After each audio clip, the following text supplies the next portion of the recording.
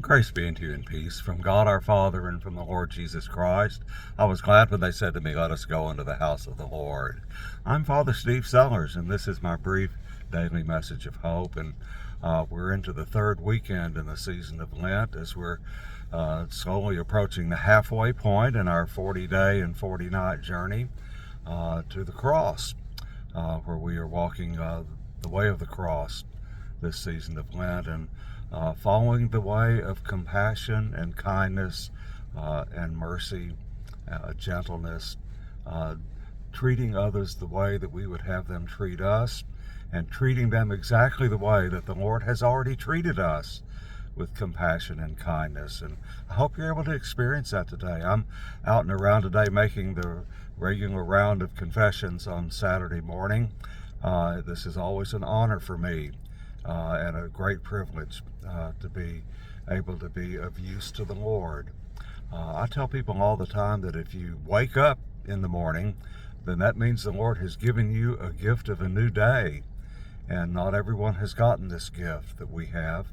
And so He has us here again for His reasons and His purposes. And that is to make a positive difference in the world.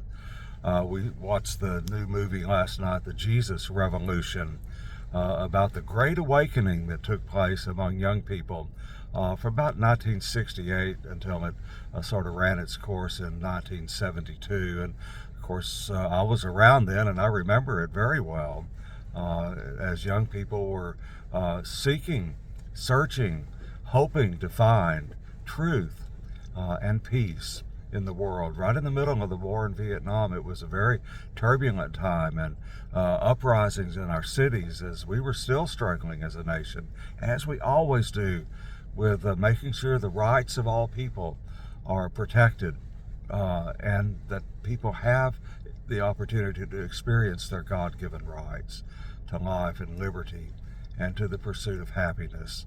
And so the young people were discovering the power of God in that great awakening over that 4 or 5 year period. And it was very fascinating for me to see it depicted and based on Greg Laurie, Pastor Greg Laurie's book about it, and he was right in the middle of it too, on the West Coast, and that it eventually spread all over the country and indeed all over the world. Young people are always searching, and our task as older folks is to help them in the search. We believe that the emptiness within us can only be filled by the grace and the mercy of God. That only God can fill the empty hole in our soul.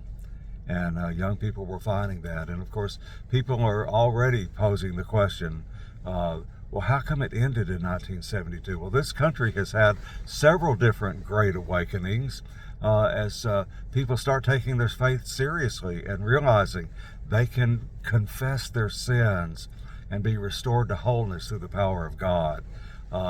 And it always seems to run its course as people fall to the temptation to let things get back to normal.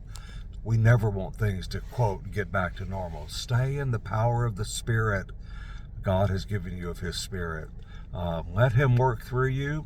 Invite Him to take your eyes and use them, to take your voice and use your voice, to hear through. Let Him hear through your ears. Let Him think His thoughts through you, and let Him take your hands and use them to build His kingdom here on earth, and know that He loves you and He's right there with you.